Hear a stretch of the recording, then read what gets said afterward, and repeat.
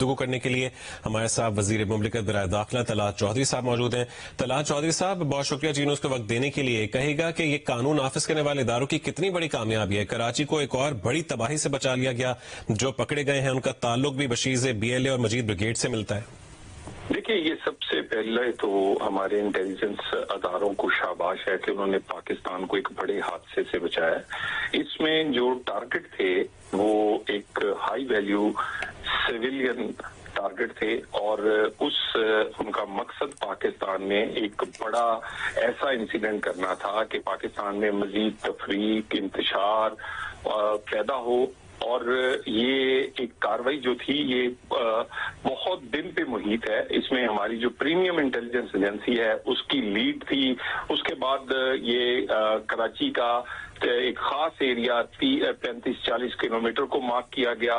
اس کے بعد ایک ہب کا ایریا، اس کو مارک کرنے کے بعد یہاں پر ہیومن انٹیلیجنس، ٹیکنیکل تمام جو اسسٹنسی، اس کے بعد ایک یہ گھر آئیڈینٹیفائی ہوا۔ اس میں سے اتنی بڑی تعداد میں ایکسکلوسو ملنا اور اس ٹیکنیکل بیسس پر اس کو پورے ایک بہت بڑے بام کی، میگا بام کی شکل دینا، اس میں کوئی چھوٹی کاروائی نہیں، اور اس میں یہ نہیں کہ کوئی عام دہشت گرد شامل تھے۔ اس میں ہمارے ہمسایہ ملک سے مجید بریگیڈ کے جو کمانڈر تھے وہ اسے ہینڈل کر رہے تھے۔ ان کی کمیونیکیشن، اس کے بعد جو لوگ گرفتار ہوئے ہیں اس میں 2 خودکش ہے، اس میں ایک فیسیلیٹیٹر ہے، اور کچھ اور گرفتاریاں ہوئی ہیں۔ کچھ اور گرفتاریاں اگلے کچھ دنوں میں متوقع ہیں۔ لیکن یہ کاروائی جو ہے یہ سب سے پہلے بہت بڑی شاباش ہے ہماری انٹیلیجنس ایجنسیز کو، اور ان لوگوں کو بھی یہ بات ذہن میں رکھنی چاہیے جو کہتے ہیں کہ ہمارے ادارے کیا کرتے ہیں۔ روزانہ کی بنیاد پر IBOs جو ہیں، انٹیلیجنس بیس آپریشن جو ہیں، وہ سینکڑوں کی تعداد میں ہوتے ہیں، جس میں دہشت گرد مارے جاتے ہیں، پکڑے جاتے ہیں، پھر اس طرح کی جو اپنی کاروائی کرنے سے پہلے وہ گرفتار یا انجام کو پہنچتے ہیں۔ یہ ان میں سے ایک ہے، مگر یہ بہت بڑی کاروائی ہے۔ اس میں یہ ایک کوئی چھوٹا سمجھا منصوبہ نہیں ہے۔ اس میں جو ہمارے ہمسایہ 2 ممالک ہیں، ان دونوں کے لنکس، اور اس کے بعد سوچ سمجھ کر ایک سویلین ہائی ویلیو ٹارگٹ کو نشانہ بنانا کی کوشش، تاکہ اس ملک میں کوئی تفریق، انتشار اور صوبائیت اور اس طرح کا ماحول پیدا کیا جائے، کیونکہ دہشت گرد پہلے بھی یہی کر رہے ہیں۔